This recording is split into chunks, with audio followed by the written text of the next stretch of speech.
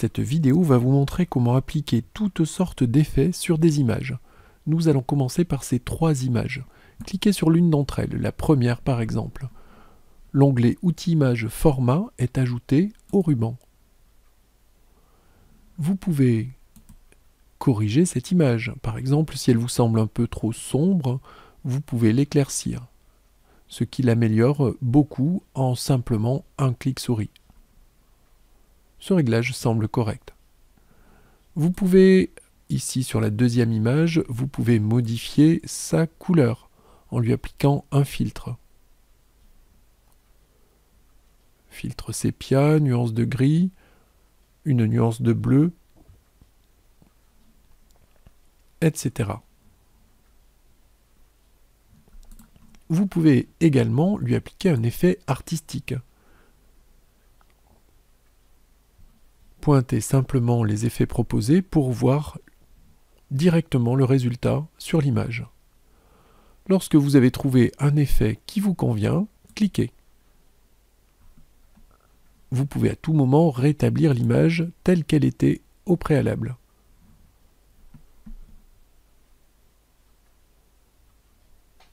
Qu'allons-nous faire sur cette troisième image? Par exemple, nous allons lui mettre un cadre ou un effet spécial.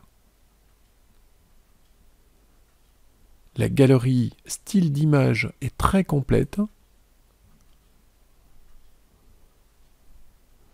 mais vous pouvez, si vous le préférez, utiliser les autres contrôles, bordure de l'image pour choisir la bordure de l'image, effet de l'image pour appliquer un effet prédéfini à l'image, etc., etc. Disposition de l'image, etc. Nous allons voir un dernier effet en passant sur la deuxième diapositive. Ici, nous allons supprimer l'arrière-plan de cette image. Vous cliquez sur l'image, basculez sur l'onglet Outils images format, puis cliquez sur Supprimer l'arrière-plan. Automatiquement, l'arrière-plan est supprimé. Il apparaît en mauve ici. Si vous êtes satisfait du réglage, cliquez en dehors de l'image. Ici, nous allons par exemple ajouter une image en arrière-plan et superposer cet enfant au-dessus de l'image. Nous insérons une image. Celle-là, par exemple. L'image est devant, alors nous allons la mettre derrière. Nous cliquons droit sur l'image de l'enfant et nous le mettons au premier plan. L'image peut être positionnée et l'enfant apparaîtra en avant-plan de l'image. Voyons ce que ça donne. Je vais agrandir l'image pour qu'elle couvre toute la diapositive.